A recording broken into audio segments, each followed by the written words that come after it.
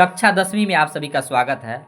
आज के वीडियो में हम कवर करेंगे एक्सरसाइज 3.1 का मैथ के सवालों को जो गणित से होगा। तो पहला सवाल आपका क्या कहता है कि आफताब अपनी पुत्री से कहता है 7 वर्ष पूर्व मैं तुमसे 7 गुनी आयु का था, अब से 3 वर्ष बाद मैं तुमसे केवल 3 गुनी आयु का रह जाऊंगा।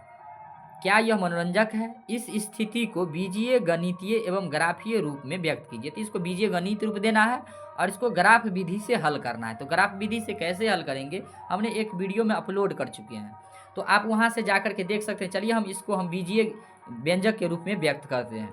तो देखिए कह रहा है आफताब और उसकी पुत्री की आयु, तो हमको पता नहीं है तो हम मान लेंगे आफताब और उसकी पुत्री का आयु। तो मान लिया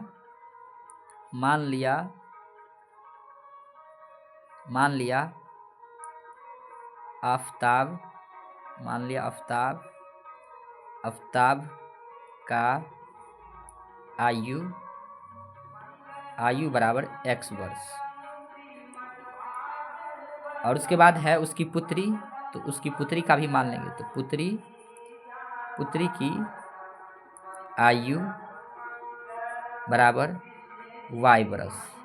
अब क्या कहता है कि 7 वर्ष पूर्व, तो मान लेंगे 7 वर्ष पूर्व कहे तो पहले, यानी पूर्व यानी पहले, तो 7 वर्ष पूर्व आफताब की आयु, आफताब का आयु।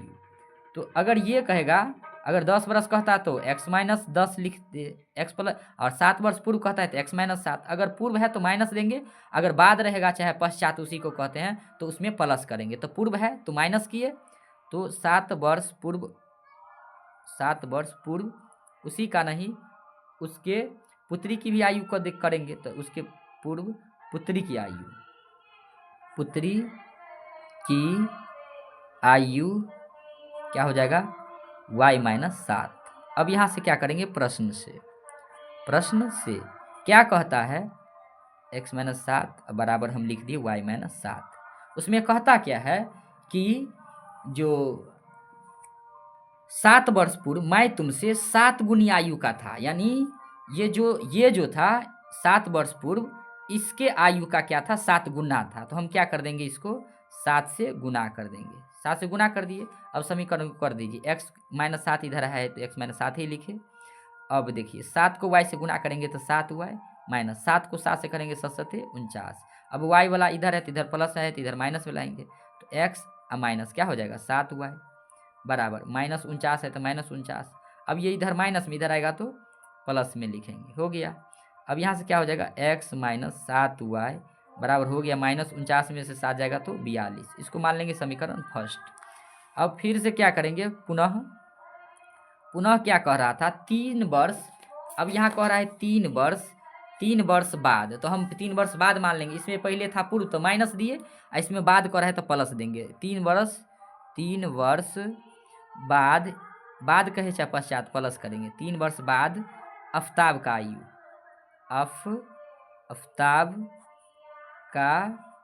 आयु बराबर x + 3, और 3 वर्ष बाद पुत्री की आयु, ये कॉमा दे दिए, इसका मतलब हुआ यहाँ बाद लिखा हुआ है, पुत्री की आयु। वैसे आप लिख भी सकते हैं बाद। आयु क्या हो जाएगा, इसमें y मान है पुत्री के तो y, 3 वर्ष बाद है तो 3 कर दिए, इसीलिए क्या हो जाएगा x + 3 बराबर क्या, y + 3 ही है। और पुत्री की आयु क्या हो जाएगा, 3 गुनी कह रहा है, तो हम क्या किए 3 से इसको गुना कर दिए। तो ये 3 से गुना किए तो ये क्या हो गया, x + 3 तो है ही बराबर 3 को y से गुना करेंगे तो 3y, और 3 तिया 9 हो जाएगा।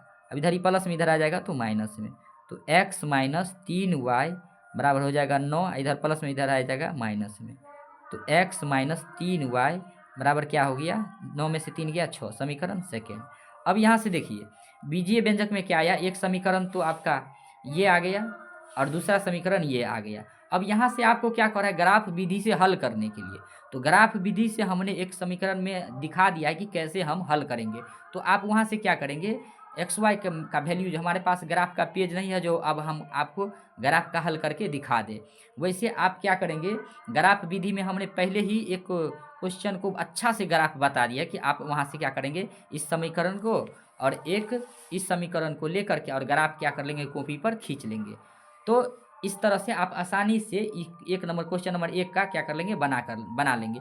लेकिन ये सवाल पूछता नहीं है, अगर पूछता है तो आपको ग्राफ विधि से ऐसे नहीं पूछेगा, बस हल पूछेगा तो एक्स वाई का मान निकाल लेंगे। इस तरह का सवाल ग्राफ विधि से ऐसे करके नहीं पूछेगा, आपको समीकरण दिया रहेगा तब ग्राफ खींचने के लिए कहेगा। हम बीजीय व्यंजक कह रहा था इसलिए हम यहाँ तक बना दिए, कोई दिक्कत नहीं है, आप ज़्यादा टेंशन नहीं लीजिए, ये चैप्टर उतना मायने नहीं रखता है अगर बोर्ड के लिए खास करके। बाकी ग्राफ के लिए कहता है तो आप ग्राफ खींच लीजिएगा दूसरे पेज में, कोई दिक्कत नहीं है। अब आता है आपका दूसरा सवाल। दूसरा सवाल क्या कहता है वो देखिए।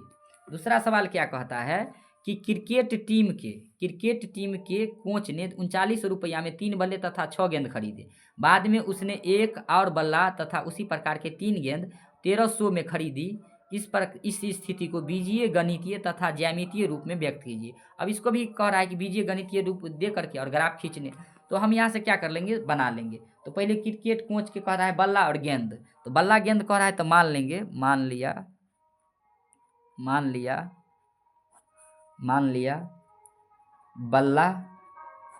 बल्ला का कीमत बराबर x और गेंद है तो गेंद की कीमत, तो गेंद का कीमत बराबर क्या हो जाएगा, y। अब प्रश्न से क्या कहता है, कहता क्या है कि 3900 रुपया में 3 बल्ला और 6 गेंद, तो 3 बल्ला है तो 3 बल्ला का कीमत हो जाएगा 3x प्लस 6 गेंद है तो 6y मान है तो 6y हो जाएगा। और कितने रुपया में, 3900 में, तो 3900, इसको समीकरण फर्स्ट कर लेंगे। फिर पुनः क्या कहता है,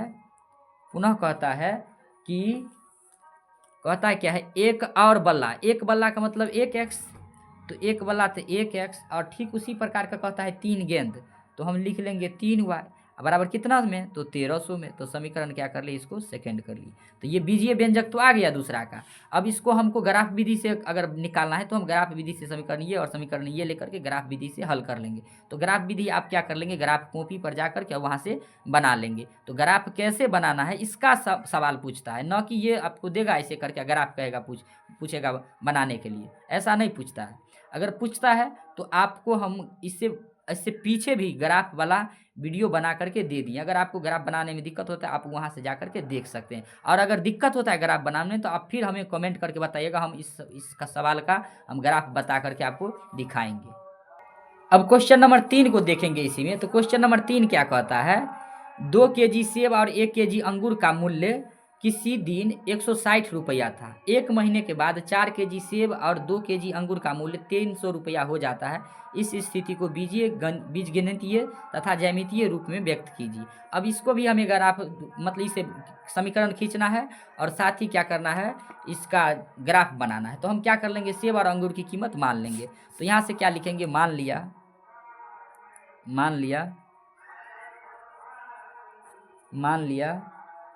सेब